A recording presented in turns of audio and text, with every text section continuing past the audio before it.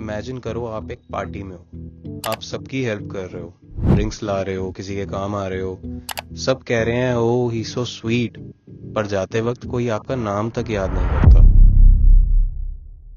क्या ये आपके साथ भी होता है? नाइस गाय सिंड्रोम इतना सटल है कि शायद आपको पता भी नहीं चलेगा कि आप इस ट्रैप में हो, but trust me, this mindset is quietly stealing your potential, your respect and your happiness, and I know this from personal experience. आज मैं बात करने वाला हूँ एक ऐसे ट्रैप के बारे में जो बहुत सारे लोगों को खुद के ही अगेंस्ट कर देता है। आज मैं आपको ऐसे 3 रीजंस बताऊंगा कि नाइस गाय सिंड्रोम से बाहर निकलना क्यों जरूरी है। और ये सिर्फ एक वीडियो नहीं, ये एक वेकअप कॉल है। चलो शुरू करते हैं एक स्टोरी से।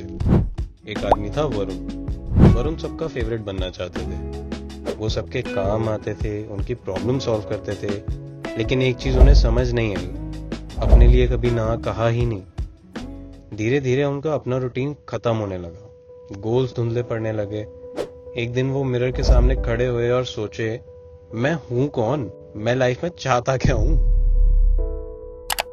ये होता है जब आप सबको खुश करने की कोशिश में अपनी ही असली आइडेंटिटी खो देते हो। मार्क मैनसन ने अपनी book the subtle art of not giving a fuck में लिखा है, When you say yes to everything, you are accidentally saying no to your own values. तो आप अपने से ये सवाल पूछो, क्या आप अपनी लाइफ जी रहे हो या दूसरों के एक्सपेक्टेशंस के अकॉर्डिंग रोल प्ले कर रहे हो? ये तो पहला स्टेप था। अब सोचो, अगर आप हमेशा प्यार और रिस्पेक्ट के लिए स्ट्रगल करते रहो तो क्या होगा? क्या कभी आपने ये सोचा है कि अगर मैं उनकी हेल्प करूंगा तो शायद मुझे उनका प्यार या रिस्पेक्ट मिल जाएगा? रियलिटी चेक, प्यार सिंपैथी या पिटी से नहीं मिलता। रिस्पेक्ट और अट्रैक्शन कभी भी नाइस बनने की वजह से नहीं आती। इमेजिन एक बिल्डिंग है, उसका फाउंडेशन वीक है, तो वो बिल्डिंग कितनी देर तक ही टिक सकती है? ये फाउंडेशन होती है आपकी सेल्फ रिस्पेक्ट।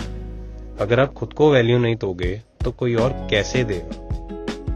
देखो, अगर आपको किसी को इम्प्रेस करने के लिए पिज्जा खिलाना पड़े ना, तो समझ जाना उनका प्यार पिज्जा के लिए है, आपके लिए नहीं। अपनी बुक नो मोर मिस्टर नाइस गाय में डॉक्टर रॉबर्ट ग्लवर कहते हैं, a man who can not set boundaries can not build genuine connections.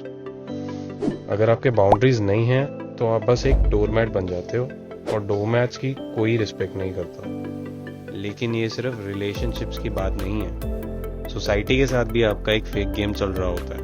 And let's talk about that. अब एक और कहानी सुनाता हूँ।